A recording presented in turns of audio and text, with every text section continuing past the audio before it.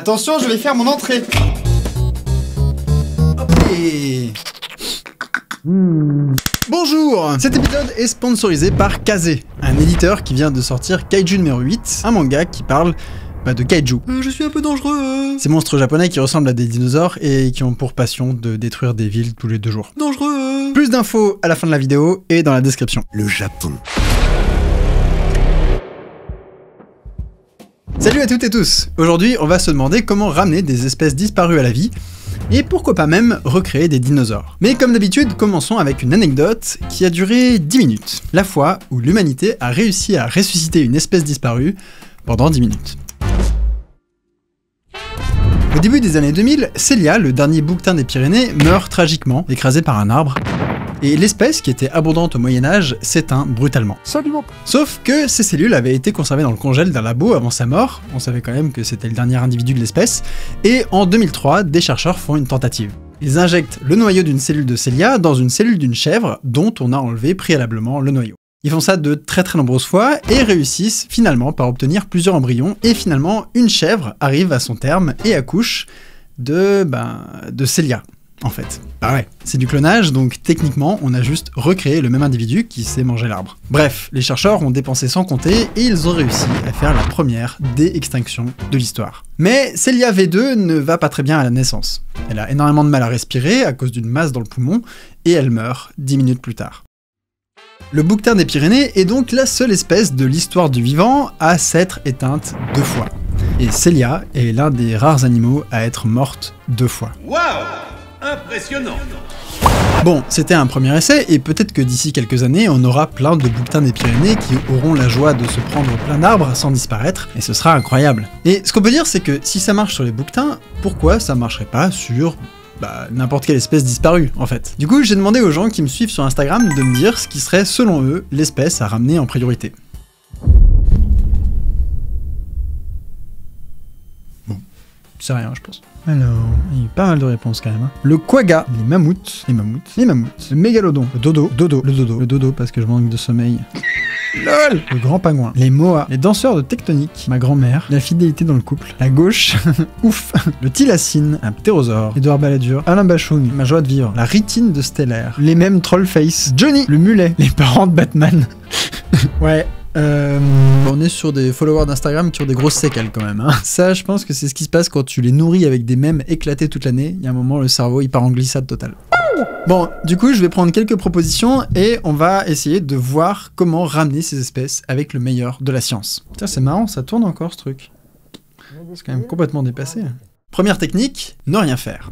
Dans vos demandes, le dodo revient quand même très souvent. C'est vrai que cet oiseau endémique de l'île Maurice a une tronche sympa, et beaucoup d'entre vous ont l'air d'avoir envie de savoir quel goût il avait, donc allons-y. C'est contre-intuitif, mais juste laisser Mère Nature tranquille pourrait bien les ramener à la vie. Enfin, pas tout à fait. Ça pourrait bien faire émerger, après des milliers et des milliers de générations, des bestioles qui ressemblent à ces espèces éteintes depuis longtemps. On sait que différents organismes qui ont des modes de vie identiques peuvent finir par obtenir les mêmes caractéristiques par évolution convergente. C'est très étudié en biologie et il y a un milliard d'exemples, comme les multiples évolutions du vol, de l'œil, des plantes grasses ou même de la couleur de peau des humains qui a évolué plusieurs fois vers le clair de façon indépendante. Un exemple très frappant, c'est celui du thylacine, un mammifère endémique d'Australie qui s'est éteint en 1936. Il y a une vidéo qui est sortie le 7 septembre sur la chaîne NFSA Film. C'est en couleur en plus à un framerate qui est pas trop dégueu. C'est impressionnant quoi. On a vraiment l'impression qu'il est là. Il a plein de mimiques comme les chiens, il baille comme les chiens, et c'est vraiment trop mignon. Par contre la taille de la mâchoire c'est fou. Leur dernier ancêtre commun remonte à 160 millions d'années en arrière, et ça ressemblait à ça, donc ils sont arrivés indépendamment à la forme de chien. C'est vraiment un cas d'évolution convergente qui est incroyable. On va reparler de sa dé-extinction à lui tout à l'heure. En paléontologie, on parle de taxon Elvis, quand une espèce apparaît et ressemble comme 2 gouttes d'eau à un truc qui était mort depuis des milliers ou des millions d'années. On a un exemple concret de ça avec le râle de Cuvier. Pas très loin de là où vivaient les dodos, dans un atoll des Seychelles, une sous-espèce de râle de Cuvier vivait paisiblement il y a 150 000 ans. Puis, l'espèce disparaît sous la montée des eaux du Pléistocène. D'autres râles, des cousins, reviennent quand les eaux redescendent et, par évolution convergente, finissent par reprendre la même forme que les piafs disparus. C'est quand même drôle comme nom, un râle. Ral Rasputin, Greatest Russian Love Machine.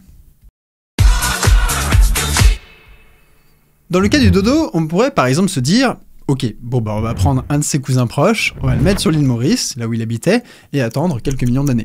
Bon, faudrait éliminer tous les prédateurs potentiels, mais franchement, si on est patient, il y a moyen que ça marche. Dans ce cas précis, il faudrait prendre le cousin le plus proche, donc voyons voir. Alors ce serait le Rodrigue solitaire, très beau dessin par François Lega, et il est mort. Bon, bah du coup ce sera le Nicobar Akamai. Très très joli, ce pigeon, c'est un pigeon shiny. Donc voilà, nickel, on le pose sur l'île Maurice, on attend quelques centaines de milliers d'années, ou quelques millions d'années, et on voit si l'évolution convergente fait le taf. Alors, ok, c'est un petit peu long, et en plus on n'arrive pas vraiment à dééteindre une espèce, c'est juste qu'on en refait une qui ressemble.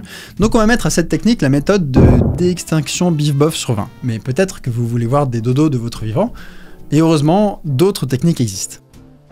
Deuxième technique, cloner des trucs. En Australie, les grenouilles du genre Rheobatrachus ont disparu dans les années 80. Elles incubaient leurs œufs à l'intérieur de leur estomac, ce qui donnait quand même des photos assez rigolotes. C'est quand même très particulier comme méthode d'incubation, mais j'imagine que ça devait être pour se prémunir des prédateurs. C'est sûr que là, t'as pas envie d'aller le chercher, quoi. Heureusement, des chercheurs ont eu l'idée de congeler quelques cadavres, au cas où ils auraient une petite faim quelques années plus tard, je sais pas trop. Ça, c'est très fade. Formidable, c'est le printemps et l'été. Hein. Ce qui veut dire que leurs cellules sont encore intactes, quelque part entre deux cônes de chocolat. Exactement comme pour Célia, la femelle bouquetin des Pyrénées, ils ont tenté un transfert de noyau de cellules somatiques en 2013, donc on enlève le noyau d'une cellule d'une autre espèce de grenouille, on remplace par le noyau de la Rheobatrachus, et voilà, on a une cellule de Frankenstein qui pourra exprimer l'ADN de l'animal mort et refaire plein de petits embryons. Ça a fonctionné en 2013, mais comme dans le cas de Célia le bouquetin qui est mort 2 fois, il semble que les choses se compliquent lors de la croissance de l'individu, et on n'a pas eu trop de nouvelles du projet depuis, donc bon, patience. Cette technique est en tout cas très prometteuse pour faire du sauvetage génétique. Chez le furet à pied noir, qui a failli disparaître complètement il y a quelques dizaines d'années, un individu mort il y a plus de 30 ans a ainsi été cloné. En faisant ça, les chercheurs ont ramené de la diversité génétique dans une population qui était extrêmement consanguine, parce qu'elle descendait de seulement 7 individus reproducteurs. Donc on met à cette technique la note de déextinction réelle sur 20. Nice. Mais bien sûr, tout ça ne fonctionne que pour les espèces dont on a encore des cellules dans un congèle quelque part. Il va donc falloir trouver d'autres techniques pour les organismes qui ont disparu depuis plus longtemps. Le quagga, donc. Troisième technique, élevage et sélection. Cette sous-espèce du zèbre des plaines, qui faisait un bruit qui lui a donné son nom, elle s'est éteinte à la fin du 19e siècle, et depuis la fin des années 80, le Quagga Project tente de faire revenir cette espèce à la vie par une approche d'élevage. Ils ont capturé des zèbres sauvages avec des rayures les plus fines possibles, et les ont fait se reproduire avec d'autres zèbres qui ont eux aussi les rayures les plus fines possibles, pour créer une lignée qui ressemble à un quagga. Et ça marche. Aujourd'hui, il y a quelques zèbres qui ressemblent bien à l'animal d'origine. Bon, c'est un zèbre avec très peu de rayures sur le cul, quoi, c'est pas non plus... En Europe aussi, on a des projets équivalents. Alors voyons voir ce qui se passe. On a eu un courant de déextinction très tôt, en fait dans l'histoire, au tout début du XXe siècle, notamment par les frères Eck, qui étaient directeurs de zoo à Berlin et Munich, et qui étaient assez proches du régime nazi. Lutz avait fait partie de la SS, et le parti nazi lui-même a subventionné ses efforts de déextinction. Donc ils ont commencé par s'attacher à recréer des aurochs, c'est les ancêtres cousins des taureaux, par la même méthode de sélection et de croisement. Beaucoup de gens disent, ça ressemble même pas à un auroch. Les gars, vous êtes complètement foirés. Mais c'était une tentative. Ils essayent d'annuler l'effet de la sélection artificielle en faisant des croisements et de la sélection artificielle. Le truc, c'est que ces projets ne créent que des lignées qui ressemblent à l'animal disparu, mais on ne ramène pas l'animal lui-même. Les nouveaux quaggas ne sont techniquement que des zèbres avec une tronche de quagga, pas vraiment un retour de l'espèce. C'est du vol et du plagiat. On met donc à cette méthode la note de pas du tout déextinction sur 20. Nul à chier. D'ailleurs, cette méthode n'est utile que quand il y a plein de cousins qui ressemblent au moins un peu à ce qu'on cherche à ramener. Ça va être compliqué de ramener des mammouths juste avec des croisements d'éléphants, donc pour avoir quelque chose de vraiment authentique, il va falloir commencer à mettre les mains dans les cellules. Quatrième technique, faire des bestioles de Frankenstein. Si je regarde ce que vous vouliez ramener, c'est surtout des mammouths, paresseux géants, thylacines, bon et les dinosaures, mais ça je me le garde pour la fin. Pour ces espèces, on n'a plus vraiment de tissu frais, donc là on entre vraiment dans le dur, le vrai. Je vais commencer par parler des mammouths parce que c'est à la fois l'espèce la plus prometteuse, mais en plus, on en a beaucoup discuté récemment dans l'actualité. Entreprise colossale a levé 15 millions d'euros pour dééteindre des mammouths. Cette entreprise veut raviver le mammouth laineux. Le projet de résurrection de cette espèce disparue est très sérieux, et il pourrait bien avoir un gros impact écologique. Ouais. Un crâne de mammouth retrouvé dans une déchetterie près de Niort. Pendant un temps, on pensait que les cellules survivraient à plusieurs milliers d'années dans le permafrost et qu'on pourrait tout bêtement récupérer des cellules congelées et cloner comme ça des mammouths. Ou, au pire, récupérer du sperme dans les testicules d'un mammouth mort et inséminer une éléphante avec, et faire une sorte d'hybride mammouthant. Et c'est vrai que les mammouths ont généralement passé les derniers millénaires dans les sols congelés de Sibérie, et c'est vrai qu'on a déjà réussi à ramener des vers qui y dormaient depuis plus de 40 000 ans, donc sur le principe, pourquoi pas.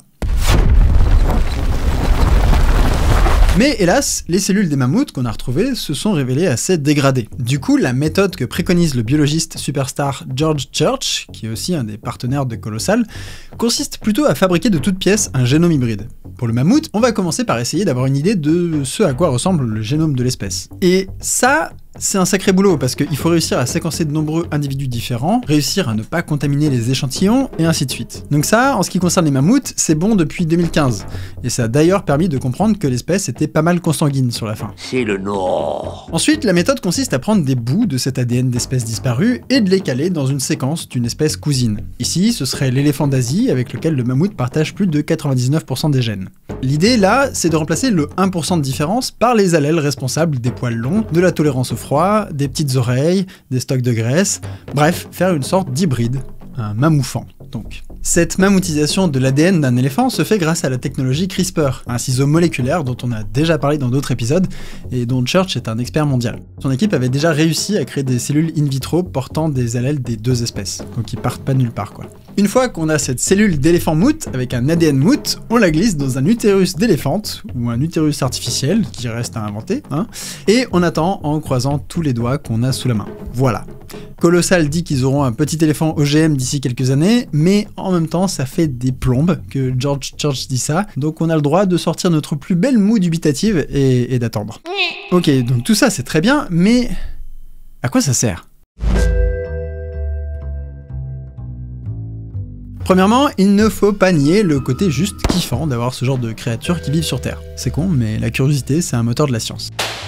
Un autre aspect, c'est une sorte de recherche d'absolution des erreurs de l'humanité. Genre, oui, ça va, on les a fait disparaître, mais bon, c'est pas si grave, regardez.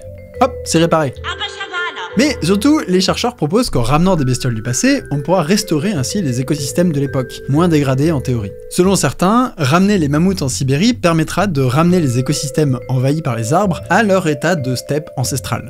Les mammouths traversent les forêts en cassant tout et en fragmentant le couvert forestier, ce qui permet au sol moins isolé de se refroidir plus. Bim boum, les mammouths vont lutter contre le réchauffement climatique. Regardez, mon projet il est utile, ça crée des mammouths en plus, c'est marrant, donnez-moi de l'argent. On retrouve le même argument derrière la déextinction des tourtes voyageuses, un pigeon sauvage iconique des États-Unis dont la migration noircissait le ciel tellement ils étaient nombreux. Ils se déplaçaient en troupeaux, si on peut dire, mais des troupeaux de millions de piafs affamés qui perturbaient énormément les forêts où ils allaient. En d'autres termes, c'était aussi des ingénieurs des écosystèmes qu'on a complètement butés.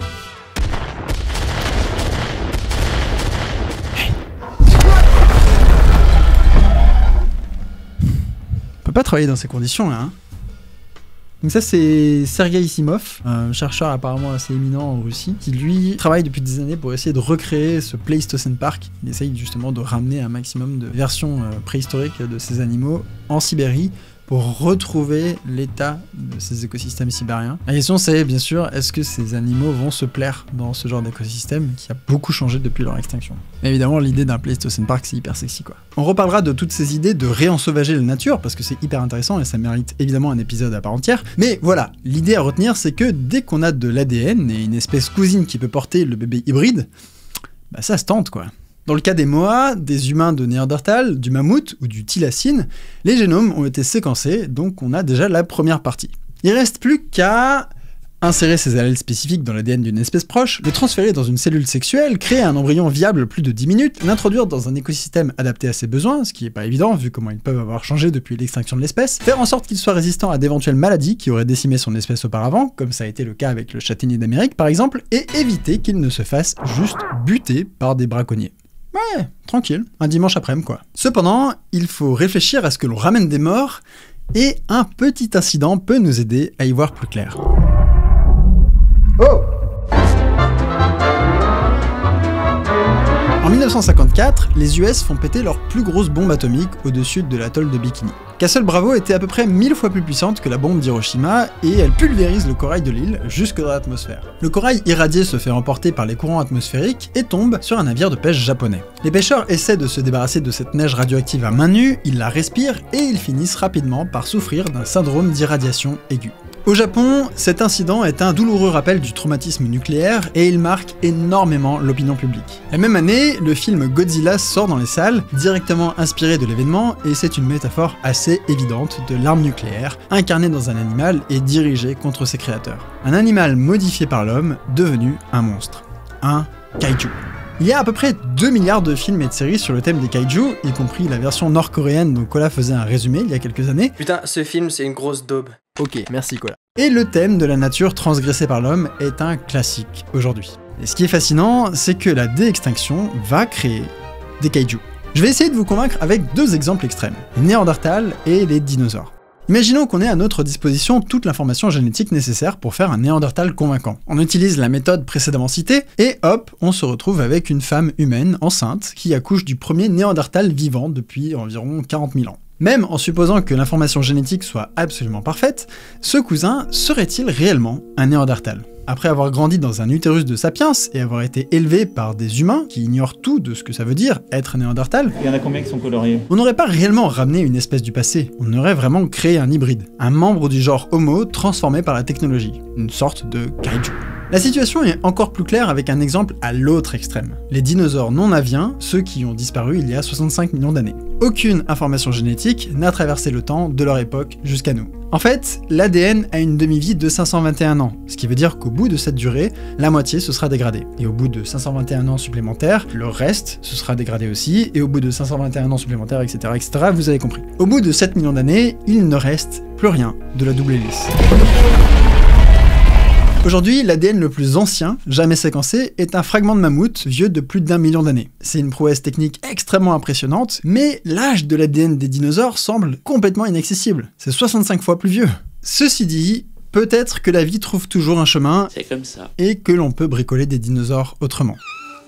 Le paléontologue Jack Horner a proposé il y a quelques années de prendre le problème à l'envers. Les oiseaux actuels sont des dinosaures, les plus proches cousins des dinosaures non aviens qui ont disparu avec la météorite. Et il suggère de tuner un poulet jusqu'à qu'il ressemble à un vélociraptor. Plusieurs méthodes pour ça. Par sélection artificielle et croisement, ce qu'on a déjà fait sur les quaggas, bon, c'est long, c'est pas hyper efficace, bof. Ou en bidouillant l'expression de leurs gènes, et notamment ceux qui s'expriment lors du développement de l'embryon. Et ça avance aussi vite que l'on comprend comment fonctionne le développement des organismes au premier jour de leur vie.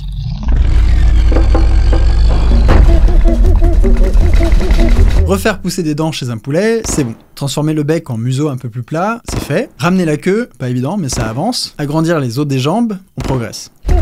Ça va passer. Ça va passer. Mais, bien sûr, même si c'est extrêmement visuel, et qu'on finira sans doute par avoir une sorte de Chickenosaurus, comme il le dit, ça reste juste un poulet dont on a bidouillé la carrosserie. Donc ouais, c'est sympa, mais on est obligé de donner à cette méthode la note de absolument pas une dé-extinction sur 20.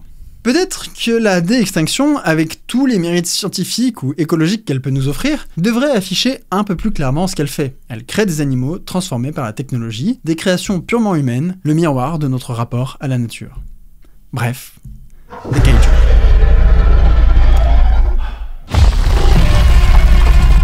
Kiki! Tu veux bien arrêter d'embêter les gens, oui? Tu laisses les gens tranquilles! Allez, tu reviens! Vraiment désolé que vous ayez à voir ça. Il est pas méchant, hein, c'est juste il est un peu turbulent, quoi, c'est tout.